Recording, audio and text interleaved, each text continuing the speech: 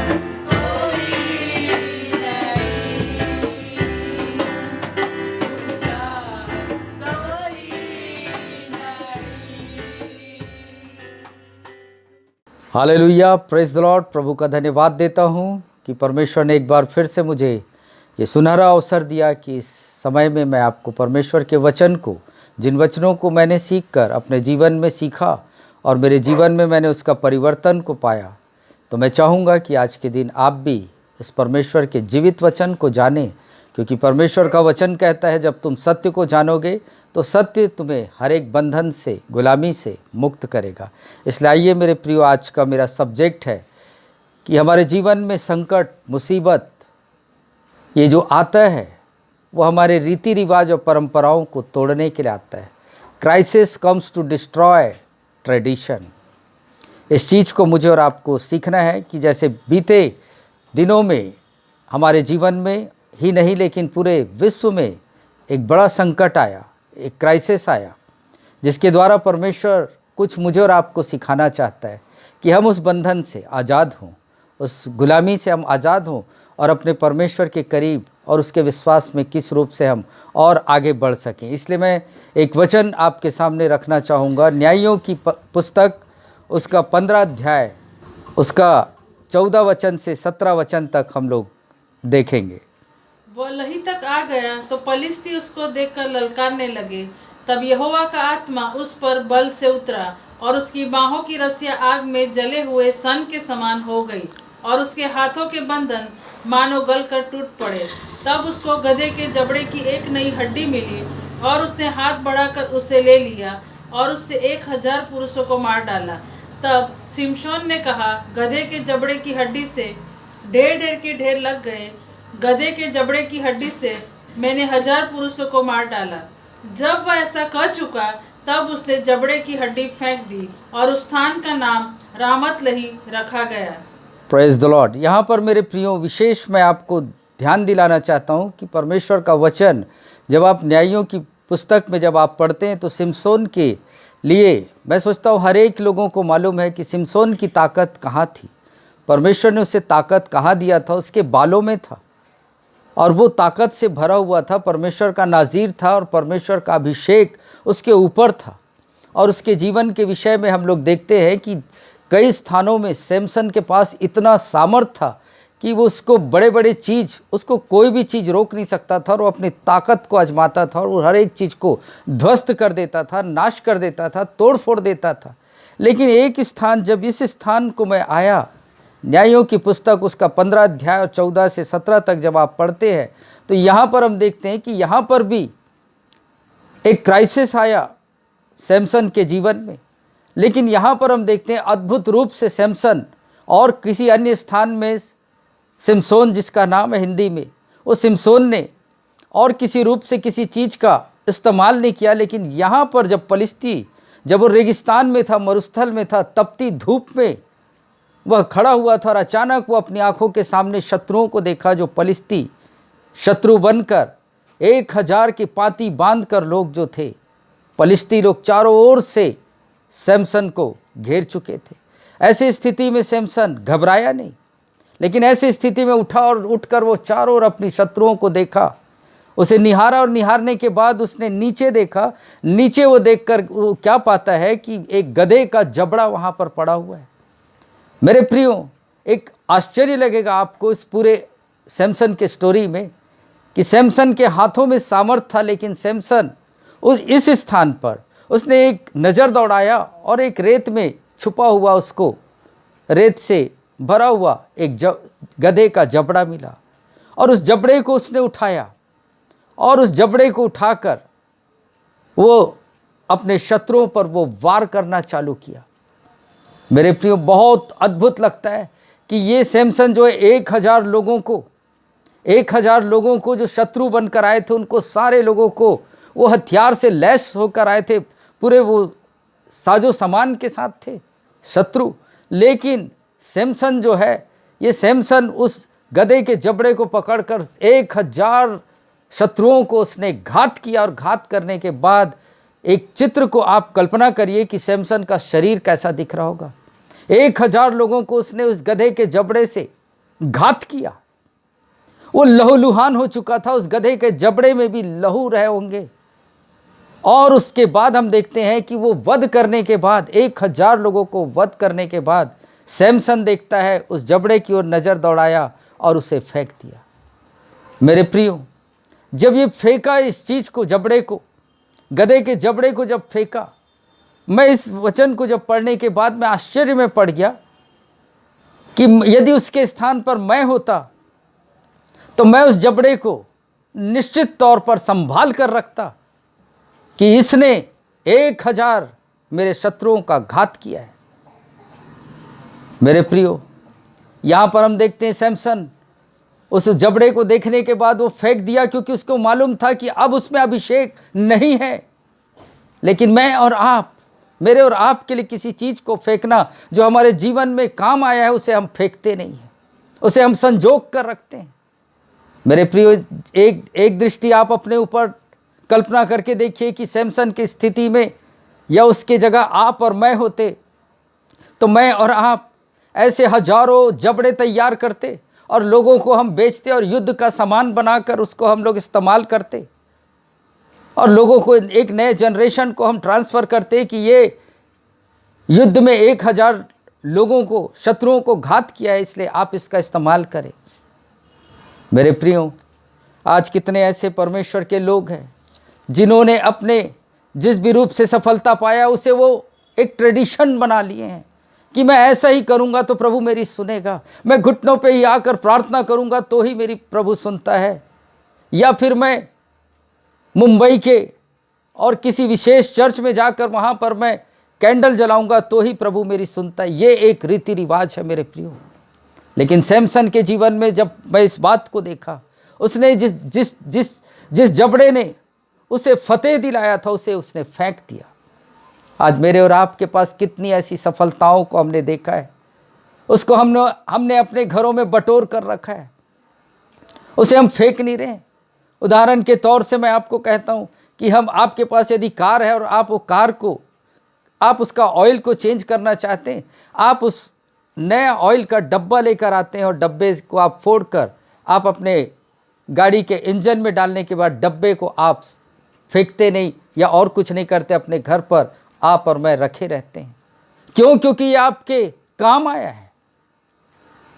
मेरे प्रियो, यहाँ बहुत आश्चर्य और प्रकाशन की बातें हैं जिसको परमेश्वर मेरे और आपकी आंखों को खोलना चाहता है और बताना चाहता है। यहाँ पर सैमसन तुरंत फेंक दिया। कितने ऐसे लोग हैं, एक भाई का मैंने टेस्टमनी सुना कि वो कहीं जा रहे थे और जाते जाते अचानक उनका एक्सीडेंट हुआ, वो गिरने के बाद उनका जो घड़ी था और उस घड़ी के कारण उनको ऐसा लगता था कि इस घड़ी ये मेरे लिए लक्की था जो मेरा उस एक्सीडेंट में मृत्यु नहीं हुआ। कई लोग ये सोचते हैं, वो धारणा बना चुके हैं। एक व्यक्ति के विषय में मैं सुना कि वो हमेशा पर्स को पीछे रखता था और वो उस दिन जो था वो पर्स को आगे रखा, और पर्स को आगे रखने के बाद उसके पास कुछ कॉइन्स थे, सिक्के थे, और किसी ने उसको शूट किया, उसको गोली मारा तो वो गोली सीधा वहाँ पर पर्स में जाकर लगा। पर्स को छेदते हुए उस सिक्के के कारण वो व्यक्ति बच गया। तो वो व्यक्ति जो है उस सिक्के को वो एक परंपरा के रूप में हमेशा उस स्थान पर रखता है। मेरे प्रियो, आज मैं और आप, कई ऐसे लोग हैं जिनके जीवन में परमेश्वर ने बड़े बड़े कार्य किए हैं और हम उसी परंपराओं पर, उसी रीति रिवाजों को हम मानते और फॉलो करते आ रहे हैं। लेकिन हमारा परमेश्वर अद्भुत है। जो परमेश्वर सैमसन के बालों पर ताकत दे सकता था, जो उसके हाथों में ताकत था, लेकिन इस समय जबकि पलिश्ती 1000 के पलिश्ती जब शत्रु बन के सैमसन को घेर लिए, उस टाइम सैमसन, उस परमेश्वर ने सैमसन के हाथों नहीं लेकिन गधे के जबड़े से उसे विजय दिलाया। आज मैं आपके और मेरे जीवन से मेरे प्रियो ऐसे कई परंपराओं को मैंने और आपने जन्म दिया है और अपने हृदय रूपी इस घर पर हमने उन सारे चीज़ों को इकट्ठा करके रखें। एक दूसरा व्यक्ति और है जिसका नाम है दाऊद के विषय में भी हम देखते हैं मेरे प्रियो, पहला सामुएल 17 अध्याय उसका 48 से 49 में हम देखते हैं कि वो गोलियात का सामना करने के लिए आया और वो क्या कहता है, ये वचन हम इसको देखेंगे। जब पलिश्ती उठकर दाऊद का सामना करने के लिए निकट आया, तब दाऊद की सेना की और पलिश्ती का सामना करने के लिए फुर्ती से दौड़ा। फिर दाऊद ने अपनी थैली में हाथ डालकर उसमें से एक पत्थर निकाला और उसे गोफन में रखकर पलिश्ती के माथे पर ऐसा मारा कि पत्थर उसके माथे के भीतर घुस गया हाँ। और वह भूमि पर मुंह के बल गिर पड़ा। हाँ, यहाँ पर भी हम देखते हैं मेरे प्रियो, दाऊद के विषय में कहीं पे वो भेड़ बकरी चराने वाला था, और जब गोलियात ललकारने लगा इज़राइल की सेना को, उस समय दाऊद जो है अपने विषय में शाऊल से वर्णन करता है, और क्या वर्णन करता है, तेरा दास अपने पिता की भेड़ बकरी चराता था, और जब कोई सिंह या भालू झुंड में से कोई मेमना उठा ले जाता, तब मैं उसका पीछा करके, अर्थात दौड़कर उसका पीछा करता और मेमने को उस सिंह और भालू के मुंह से छीन लेता था, बोल रहा है। मीन्स यहाँ पर दाऊद भी बता रहा है कि परमेश्वर का अभिषेक मेरे ऊपर है, उसका एनॉइंटिंग मेरे ऊपर है, तो मैं कुछ भी, कैसी भी दशा में मैं विजय हासिल कर सकता हूँ। यहाँ पर भी हम देखते हैं मेरे प्रियो, लेकिन इस स्थिति में जब गोलियात इजरायलियों को ललकारने लगा, उस टाइम दाऊद जो था वो दौड़कर गोलियात के पास, इन हाथों से उसने लड़ा नहीं, इन हाथों से उसने गोलियात को चीर और फाड़ा नहीं, लेकिन यहाँ हम देखते हैं कि दाऊद भी जो था उसने अपने थैली में से उसने 5 पत्थर निकाले और गोफन निकाला, और गोफन से उसके घुमाकर गोलियात के माथे पर मारा।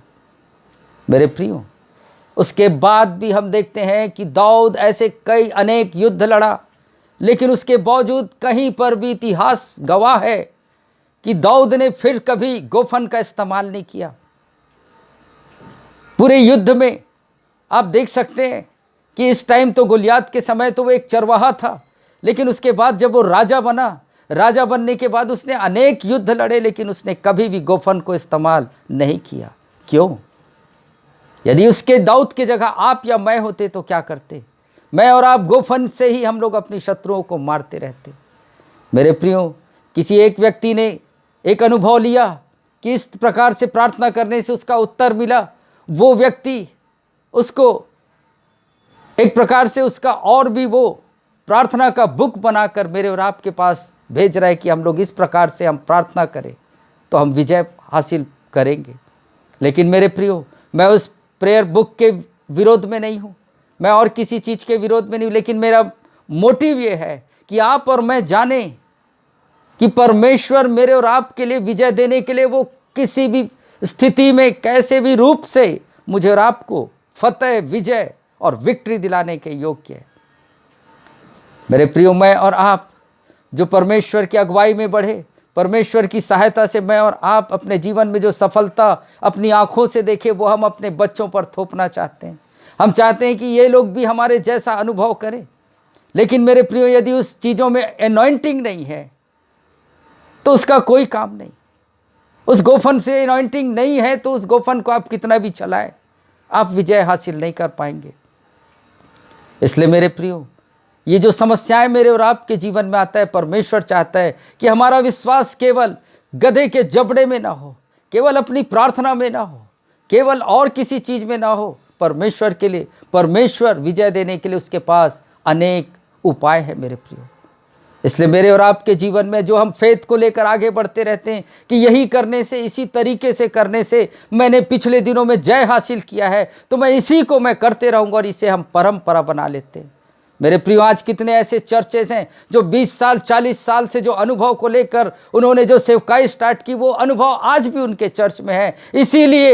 इसीलिए हजारों की भीड़ की चर्च धीरे धीरे कम होते जा रही, क्योंकि वो उसी अनुभव को एक शस्त्र के रूप में आने वाले जनरेशन को दिया जा रहा है। लेकिन मेरे प्रियो, हमारे लिए गुड न्यूज़ है, मेरा और आपका परमेश्वर मुझे और आपको किसी भी दशा में, किसी भी रूप में फतेह, विजय देने के योग्य है। इसलिए यदि आज आप किसी परंपरा और रीति रिवाज में फंसे हुए हैं, तो मेरा आज का उद्देश्य है मेरे प्रियो कि हम उस चीज़ से हम लोग बाहर निकलें। परमेश्वर का वचन कहता है, यीशु मसीह ने कहा, जब तुम सत्य को जानोगे तो सत्य तुम्हें हर एक बंधनों से, रीति रिवाजों से तुम्हें बाहर निकालेगा। मुझे याद है मेरे प्रियो, जिस चर्च में मैं जाता था, हजारों की भीड़ थी, वहाँ हजारों की संख्या में परमेश्वर का भवन भरा खचाखच रहा करता था। लेकिन उन्होंने अपने अनुभव को फिर कभी दूसरा अनुभव वो नहीं पा सके, क्योंकि उनका विश्वास यही था कि बीते दिनों में जिस चीज़ से हमने जय पाई है उसी को वो इस्तेमाल करते रहे। लेकिन ये दो लोग मेरी और आपकी आत्मिक आंखों को खोलते हैं मेरे प्रियो। सैमसन जो बलवान था उसके जैसा कोई शूरवीर और सुरमा नहीं था। दाऊद एक शूरवीर था, लेकिन इन दोनों के जीवन में हम देखते हैं कि फिर कभी सैमसन ने गधे के जबड़े को इस्तेमाल नहीं किया, फिर कभी दाऊद ने गोफन का इस्तेमाल नहीं किया। फिर मैं और आप क्यों एक ही चीज़ को हम लेकर बैठे हैं और ये विश्वास और विचार लेकर बैठे कि मुझे ऐसे ही करने से परमेश्वर जय देगा।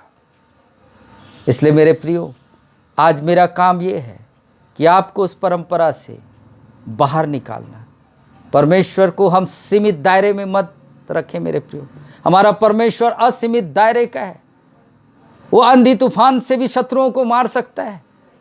वो दूर से आप निहत्थे हो तो भी परमेश्वर आपके शत्रु को घात कर सकता है।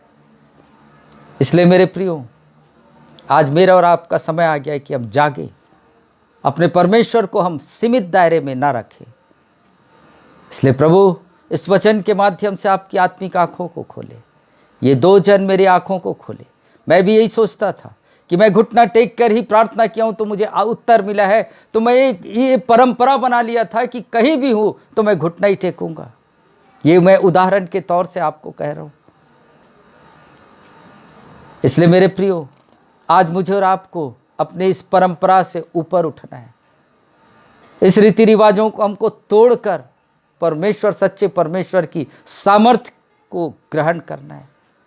ये जबड़े में कुछ नहीं था, गोफन में कुछ नहीं था, लेकिन इसमें परमेश्वर का अभिषेक था, जिसके कारण ये दोनों व्यक्ति ने जय प्राप्त किया। और उन्हें मालूम था कि हमारा परमेश्वर हर एक दशा में जय देने के योग्य है। क्या आज आपको ख्याति है कि मैं कहीं भी जाऊं मेरा परमेश्वर मुझे जय देगा? यदि है मेरे प्रियो तो परमेश्वर आपको आशीष दे। यदि नहीं है, यदि आज भी आप परंपरा से जुड़े हुए हैं, तो प्लीज़ मैं आपको रिक्वेस्ट करूंगा कि आपका मेरा परमेश्वर आपको और मुझे विजय देने के लिए, विक्ट्री देने के लिए किसी भी चीज़ से जय दे सकता है। प्रभु आपको इस वचन के माध्यम से आपकी आत्मिक आंखों को खोले और आप जयवंत से बढ़कर परमेश्वर ने आपको जाना है। आप इस जगत के सबसे बड़े विजय हासिल करने वाले लोग हैं। इसलिए मेरा काम ये है कि मैं आपको बल दूं और मैं विश्वास करता हूँ कि ये वचन आपके जीवन में कार्य करेगा और आप बहुतों के लिए आशीष का कारण होंगे। परमेश्वर आपको बहुतायत से आशीष दे। आइए इस वचन के लिए हम लोग प्रार्थना करेंगे।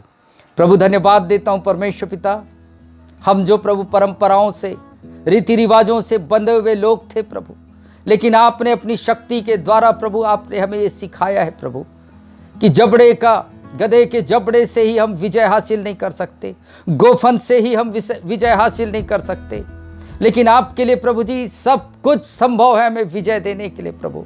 इसलिए परमेश्वर पिता, आज का वचन प्रभु जो आप चाहते हैं कि हम रीति रिवाजों से हटकर आपके सानिध्यता में आए, आपके एनॉइंटिंग से भरे प्रभु, तो प्रभु जी हमारे लिए विजय बहुत सहज है, सरल है, इजी है प्रभु। इसलिए पवित्र परमेश्वर, हमें आज प्रभु जी सैमसन के समान प्रभु किसी गधे के जबड़े की आवश्यकता नहीं है प्रभु। हमें दाऊद को के समान प्रभु जी, हमें प्रभु अब किसी गोफन की आवश्यकता नहीं, लेकिन केवल और केवल हमें आपके एनॉइंटिंग की आवश्यकता है प्रभु जी।